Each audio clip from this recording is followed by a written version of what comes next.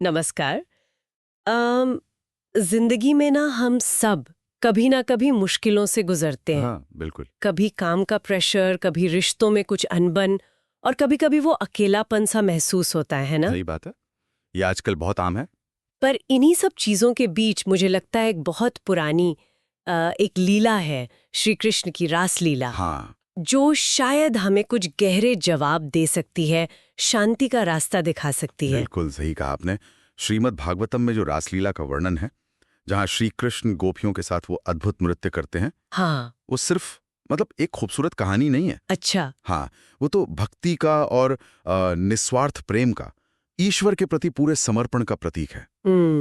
तो आज हम कोशिश करेंगे कि इस लीला के जो गहरे मायने हैं, हाँ। जो आध्यात्मिक अर्थ हैं, हाँ। और उससे हम आज की जिंदगी के लिए क्या सीख सकते हैं, उसको समझें। हाँ, ये तो बड़ा दिलचस्प रहेगा, क्योंकि जब रासलीला की बात आती है हाँ। तो सबसे पहले वो गोपियों का समर्पण याद आता है। बिल्कुल। जैसे ही कृष्ण की बांसुरी सुनी, हाँ। सब भूल गईं, घर परिवार, लोक लाज, मान सम्मान सब छोड़कर बस कृष्ण की ओर चल दी। ये किस तरह की भक्ति है? देखिए, ये भक्ति का शायद सबसे ऊंचा स्तर है। अच्छा। इसे कहते हैं रागानुगा भक्ति। अच्छा। मतलब प्रेम वाली भक्ति। प्रेम वाली भक्ति। हाँ, जिसमें भक्त किसी नियम कानून या तर्क से नहीं, सिर्फ खिंचाव से, प्रेम के आकर्षण से भगवान की तरफ जाता है। अच्छा। गोपियों का ये जो समर्पण है ना, वो दिखाता है कि जब हम अपना मैं, अपना अहंकार, अपनी सारी चिंताएं ईश्वर को सौंप देते हैं, तब सच्ची भक्ति जागती है। आप सोचिए, आज की जिंदगी में अगर कोई अपनी टेंशन्स, अपनी परेशानियां इसी भाव से ईश्वर को दे दे, हाँ। जैसे मान लीजिए हरे कृष्ण जप करके, हाँ। या अपने काम को ये सोचकर करे कि ये भगवान की सेवा है, सही है। तो कितना हल्कापन महसूस होगा। हाँ, ये समर्पण वाला भाव, ये वाकई शांति दे सकता है।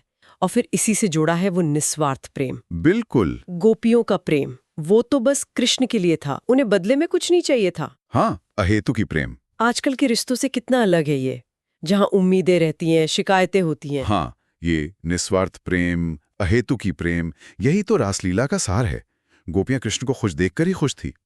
ये हमें सिखाता है कि रिश्तों में जब हम बिना उम्मीद के बस दूसरे की खुशी के लिए कुछ करते हैं, सेवा करते हैं, प्रेम देते हैं, हाँ। तो रिश्ते अपने आप अच्छे होने लगते हैं।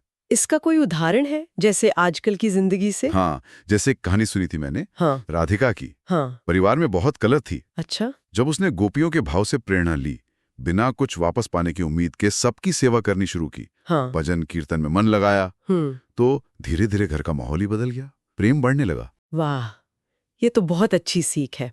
अच्छा, और ये जो जिंदगी में उतार चढ़ाव आते हैं, सुख दुख, हाँ, इसके बारे में रासलीला क्या कहती है? हम अक्सर खुशियों में बहुत उछलते हैं और दुख में एकदम टूट जाते हैं। यहाँ गीता का वो सिद्धांत सुख दुखे समय कृत्वा, हाँ हाँ, यानी सुख और दुख में समान रहना, हाँ। वो सामने आता है। रासलीला में आप देखिए, गोपियां कृष्ण के प्रेम में इतनी डूबी थी कि बाहर क्या हो रहा है, सुख है या दुख, उन्हें फर्क ही नहीं पड़ रहा था। उनका फोकस सिर्फ कृष्ण पर था। अच्छा। भक्ति हमें यही मानसिक स्थिरता देती है, संतुलन। संतुलन। हाँ, जैसे वो रोहन वाली बात है, जो ऑफिस के काम से बहुत परेशान था। जब उसने गीता का कर्मणीय वादिका रस्ते मा फलेषु कदाचना, मतलब कर्म करो, फल की इच्छा मत करो, इसको भक्ति के साथ जोड़ा, हाँ। अपने काम को भगवान को सौंपा, तो ना सिर्फ उसका स्ट्रेस कम हुआ, बल्कि वो काम में ज्यादा कामयाब भी हुआ। ये संतुलन वाली बात बहुत जरूरी है। और एक और मुश्किल है आजकल की, अकेलापन। हाँ, ये भी है। भाग दौड़ भरी जिंदगी है, लोग अकेला महसूस करते हैं। क्या रासलीला इसके बारे में भी कुछ कहती है? बिल्कुल कहती है। गोपियों के लिए तो श्री कृष्ण ही सब कुछ थे, उनके दोस्त, उनके साथी, उनका सब कुछ। उन्होंने किसी और सहारे की जरूरत महसूस नहीं की। जब हम भगवान को अपना सबसे करीबी मान लेते हैं, हाँ? भक्ति से उनसे जुड़ते हैं, जैसे जप से, कीर्तन से, सेवा से, तो वो अकेलेपन का एहसास चला जाता है। अच्छा।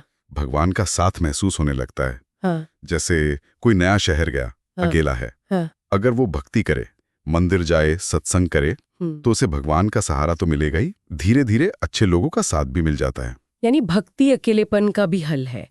और फिर सफलता असफलता को लेकर हमारा जो नजरिया है, हाँ, क्या भक्ति उसे भी ठीक करती है? बिल्कुल। देखिए, गोपियों का प्रेम इस पर निर्भर नहीं था कि उन्हें कृष्ण से कुछ मिल रहा है या नहीं, कोई सांसारिक फायदा हो रहा है या नहीं। सही बात है। उनका समर्पण अटूट था, चाहे जो हो। ये हमें सिखाता है कि जिंदगी में चाहे कामयाबी मिले या नाकामी, हमें अपना काम भक्ति भाव से करते रहना चाहिए, फल भगवान पर छोड़ देना चाहिए। हाँ। जैसे वो नेहा की कहानी है, नौकरी चली गई, बहुत निराश हो गई थी। अच्छा। लेकिन जब उसने भक्ति और कर्मियों का रास्ता अपनाया, हिम्मत जुटाई, कोशिश की, तो उसे पहले से भी अच्छी नौकरी मिली। अरे वाह। तो सच्ची सफलता शायद बाहर की चीजों से ज्यादा मन की शांति में है, जो भक्ति से मिलती है। तो आखिर में रासलीला हमें जिंदगी के मकसद की तरफ ले जाती है। हाँ, शायद असली मकसद ये दुनिया की भागदौड़ नहीं, बल्कि भगवान के प्रेम और भक्ति में जीना है। आपने बिल्कुल सही समझा। यही सार है। रासलीला यही दिखाती है कि जीवन का असली उद्देश्य है भगवान से अपने भूले हुए रिश्ते को फिर से जगाना और उनकी प्रेम भरी सेवा में लग जाना।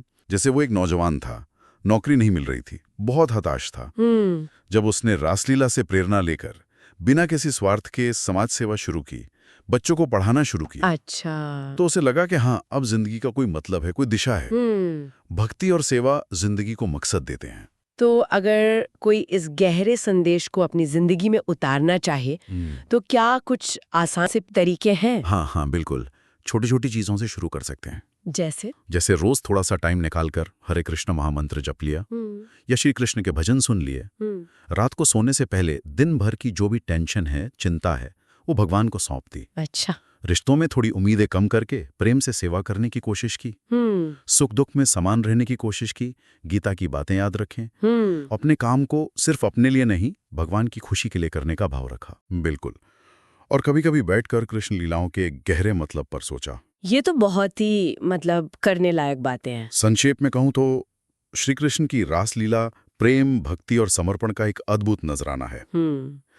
यह हमें सिखाती है कि कैसे हम भगवान से जुड़कर जिंदगी की टेंशन को शांति में, रिश्तों की उलझनों को प्रेम में और इस भागदौड़ को सार्थकता में बदल सकते हैं। तो आइए हम सब कोशिश करें कि श्री कृष्ण की ये जो प्रेम वाली भक्ति है, उनकी जो कृपा है, उसे अपनी जिंदगी में महसूस कर पाएं। बिल्कुल।